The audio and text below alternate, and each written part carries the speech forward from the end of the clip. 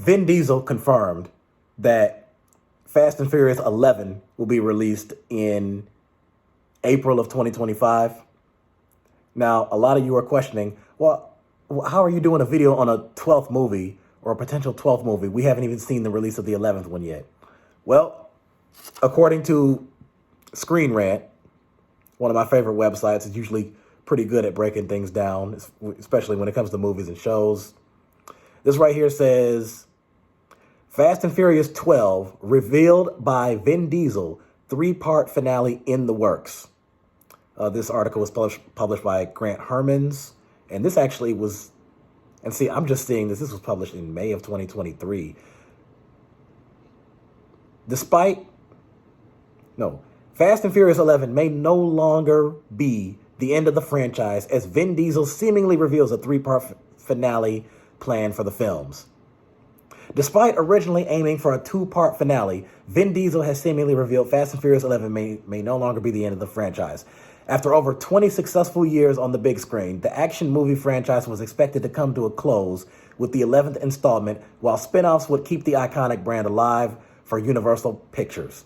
It was announced this past April that Louis Leterrier, I hope I'm pronouncing that name right. It sounds like that's how it's pronounced, but I could be wrong. Sorry if I'm mispronouncing it. Who's at the helm for Fast X, would be returning for the next film with The Flash's Christina Hodson and Oren Uziel from the Cloverfield Paradox.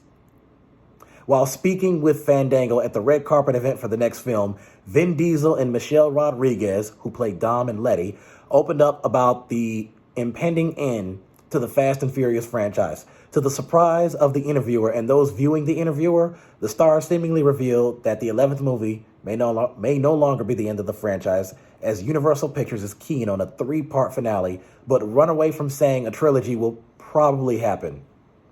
Check out Diesel and Rodriguez's comments below. Vin Diesel says, without giving away too much, I can say this. Going into making this movie, the studio had asked if this could be a 2-parter, and after the studio saw this part 1, they said, could you make Fast X, the finale, a trilogy? Michelle Rodriguez says, it's 3 acts in any story. Vin Diesel said, you probably are getting a trilogy. Though considered one of Universal's biggest franchises behind Despicable Me and Jurassic Park, the decision for Fast 11 to be the end was met with general appreciation for feeling the action movies had run their course. Additionally, with the increasing reports of on-set creative conflicts and decreasing critical reviews after Fast and Furious 7's franchise high Rotten Tomatoes score of 81%. I think it should be higher than that, but whatever. It seemed better for the plan to focus on various spin-offs instead of the mainline films. With Vin Diesel now indicating Universal is eager to make Fast and Furious 12 the end for the franchise instead, it could be a risky move for the brand moving forward. A sequel to the first spin-off, Dwayne Johnson and Jason Statham's Hobbs and Shaw, has seen numerous delays in its development due to script issues and the former's frequently busy schedule, considered to be indefinitely stalled, while a female-led and Charlize Theron-led spin-off remain in unknown states. So, a lot of you were asking the question, because some people asked, well, how many of those movies are they going to make? Well, how many movies are they going to make with a lot of different movie series?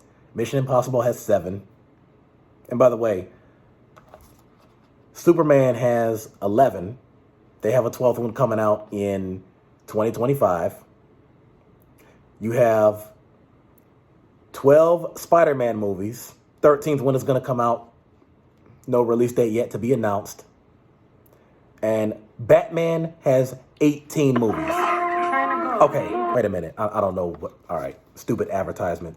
Batman has 18 movies. They're going to release a 19th one by 2025. I don't hear anybody asking, well, how many of those are they going to make? Listen, they're going to keep making the movies because they know that the actors love acting in these movies. The producers, the directors, the writers, the consultants, the music people, the camera crew, just everybody. They love doing this, and they know that the fans want to see it. And as long as they keep making it, and they know that fans are going to keep going to the theaters to pay to go see it, I mean, they'll continue. Now, of course, some stuff can't go on forever and ever because these people get older and they want to retire and chill with the kids, grandkids, and all that stuff. But the other question to be asked is, well, why do people still like these movies after it just got so unrealistic? Because it started off with just street racing. It was just street racing. That was it. Fast and Furious, street racing. For the first 3 or 4 movies, that's all it was about. And by the time it got to the 5th movie, that's when people started to complain and said, oh, it's unrealistic because they're dragging a vault through the highway.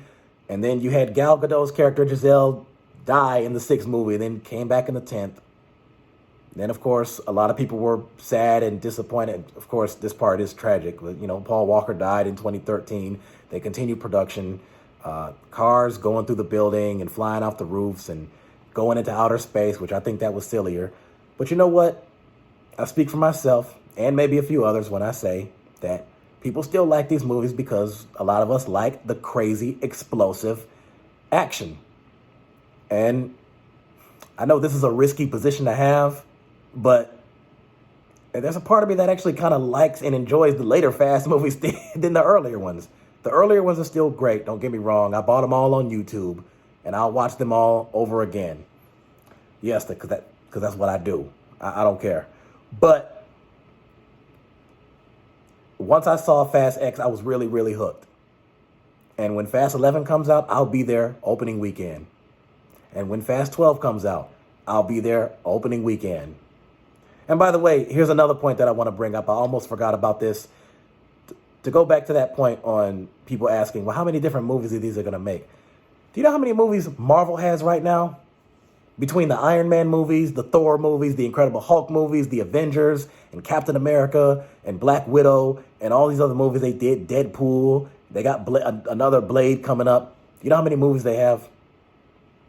They have a total of 33 movies that have already been released, and then they have about 11 or 12 other movies that are in various stages of development, and these movies are set to be released in 2024, 5, 6. They're planning movies for 2027.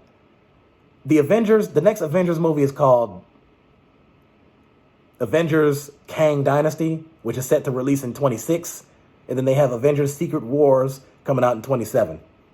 Nobody's asking, well, how many Marvel movies are they going to make? How many DC movies are they going to make? Again, they're going to keep going and going and going. And even with the superhero fatigue that people have, let's face it, Marvel's going nowhere. I mean, the whole budget on all their films was almost $7 billion. Box office, almost $30 billion.